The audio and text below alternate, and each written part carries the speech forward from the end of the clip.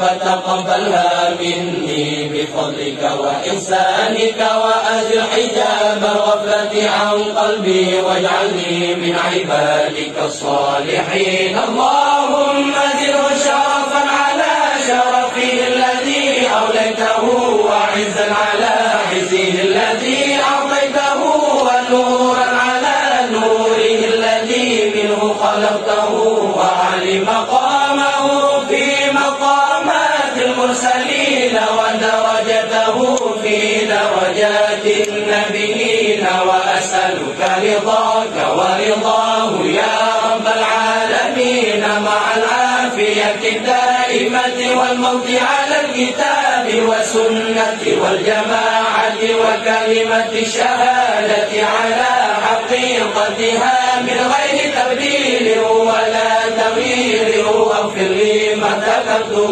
بفضلك وجودك وكرمك يا أرحم الراحمين. وصلى الله على سيدنا محمد وعلى آله وصحبه أجمعين. وصلى الله على سيدنا محمد وآله وصحبه وسلم إلهي بجاه نبيك سيدنا محمد صلى الله عليه وسلم، عندك ومكانته لديك ومحبتك له ومحبته لك والسر الذي بينك وبينه.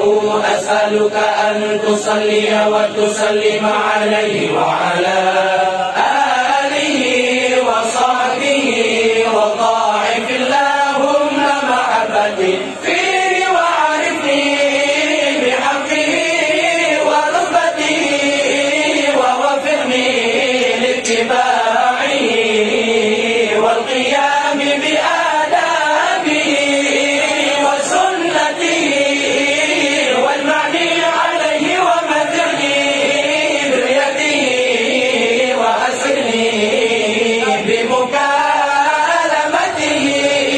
وارفع عني العلائق والعوائق والوسائط والحجاب، وشن سمعي معه باللذيذ الخطاب، وهيني للتلقي منه وأهلني لخدمته، واجعل صلواتي عليه نورا نيرا كاملا مكملا طاهرا مطهرا ماهيا كل ظلم وظلمة وشك وشرك وكفر وزور ووزر، واجعلها سببا للتمحيص ومرقا لأنال بها على مقام الإخلاص والتخصيص، حتى لا يبقى في ربانية لغيرك، وحتى أصلح لحضرتك وأكون من أهل خصوصيتك، مستمسكا بآدابه وسنته صلى الله عليه وسلم،